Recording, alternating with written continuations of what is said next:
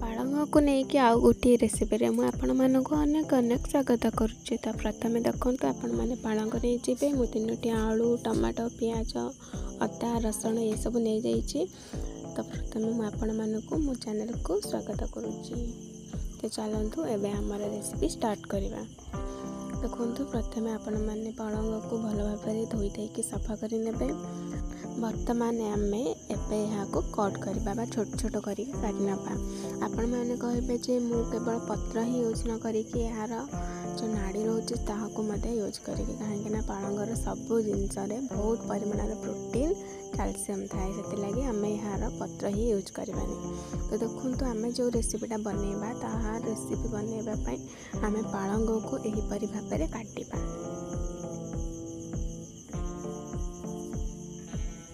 तो चलते आमर कटिंग हो जाए आम गोटे साइड रे काढ़ी रखना। एवं आम प्याज को काटना।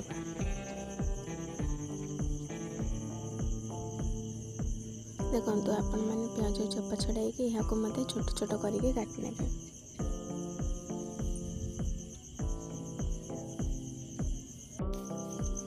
वर्तमान मोर प्याज सब कटिंग हो सारी। तो आपको आम गोटे बाउल काटिकी साइड करना। एवं चलते आम अदा को काटना। अदा को आम छोट छोट आकार ही छोट छोट पीस करके काटना।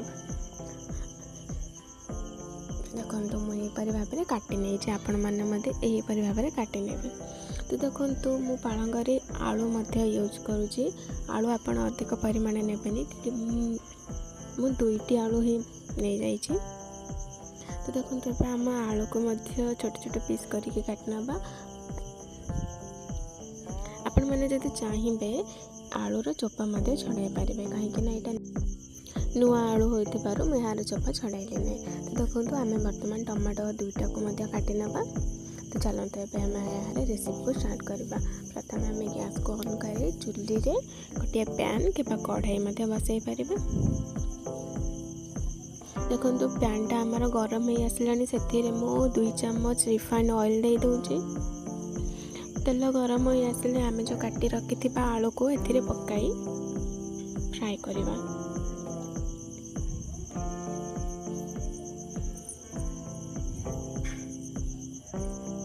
देखो ये आम यहाँ को अल्प फ्राई कर सारा पर किछिटा परिमाण रे लूण एवं किछि परिमाण रे हल्दी गुंड देनवा।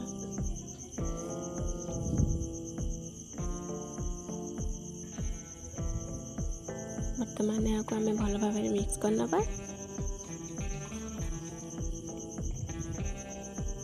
देखो आम ए किसी पानी यूज करवानी। एवं आलू को आम एमती ऑयल द्वारा तेल द्वारा ही फ्राई करवा। चलते आम यहाँ को कवर करना एवं 5 मिनट जाए कुक करवा। देखो आमर आलू हो सारी। यहाँ को आम पूरा सिझाइबानी कहीं आम पर यहाँ को पालंग सहित कुक करवा। तो चलते आमर आलू हो जाए। तो आलू को आम गोटे बाउल रे काढ़ी साइड करना। एवं आम से ही पैन नहीं 3 चम्मच सोरिष तेल नहीं नवा। तो तेल गरम हो आसवा पर आम से 1/2 टेबल स्पून सोरिष नहीं नवा। 1/2 टेबल स्पून जीरा नहीं नवा।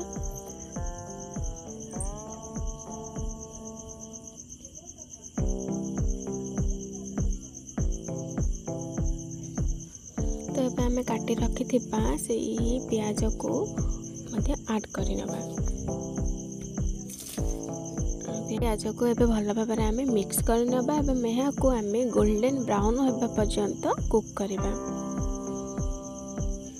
सब बेले मन रखिए जे आम प्याज को फ्राई करवा समय हाई रे करवानी कहीं हाई रे करवा द्वारा पियाज पोड़ी जाए एवं तार फ्लेवरटा आसी न थाए। देखो पियाज गोल्डन ब्राउन हैला पर मु काटी रखि रसुण एवं कंचा लଙ୍କା को ऐड कर यहाँ को आम भल भाव में मिसाई किस समय कुक करवा। वर्तमान आम ए काटी रखि अदा एवं शुखला लଙ୍କା को ऐड करके फ्राई करना।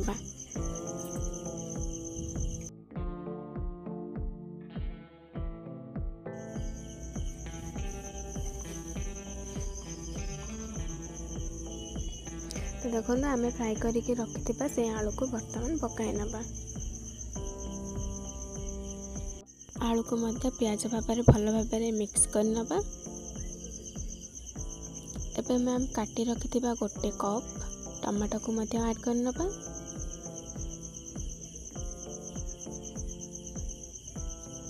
एबे आम को भल भाव गोलाई नबा।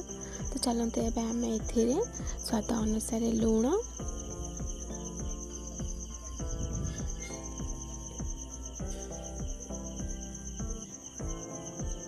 हलदी गुंड गोटे चामच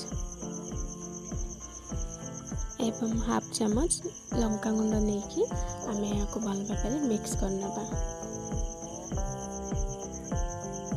आपण मैंने कहे मुझे कंचा लंका, शुखला लंका ता सहित मरीच गुंड को ऐड कर आपण मैंने चाहिए यहाँ स्किप करें। तो चलते आम ए अल्प पानी देकी यहाँ कुक हाँपाई छाड़ी नवा। देखु आमर से मसला बर्तमान प्रस्तुत हो सारी। तो आम यहाँ भल भाव मिक्स करके चेक करवा आलू जाक सफ्ट हो ना। देखो आमर आलू टमाटो सब जाक भल भाव सीझी जाइए। तो आम एथिरे गोटे चामच जीरा पाउडर एवं धनिया, कंचा लंका, पियाज, रसुण ये सबूर गोटे ग्रीन चटनी एथिरे ऐड करके भल भाव गोलाई नबा। जदि आपण मानक ये ग्रीन चटनी रेसिपी दरकार तो प्लीज मो वीडियो रे कमेंट करंतु। मो नेक्स्ट वीडियो रे आपण मानक पई से ग्रीन चटनी रेसिपी आनी देबी। तो चलंतु एबे आमे काटी रखिथिबा पालंग सब को पकाई नबा।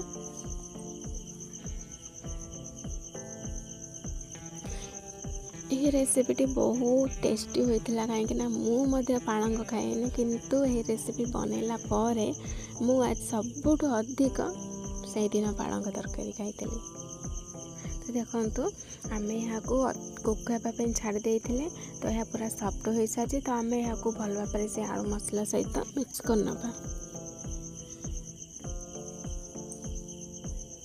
देखो आमर वर्तमान ही पालंगर नुआ रेसिपी तैयारी हो सारी।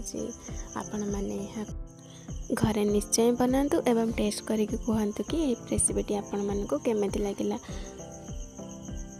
तो चलतु एबे आम यहाँ अल्प गरम मसला देकी मिक्स करनबा एवं सर्व करबा। आपण मैंने ये रेसिपी सहित भात, परोटा, रुटी, पूरी जेकोसी सहित आपको टेस्ट करें।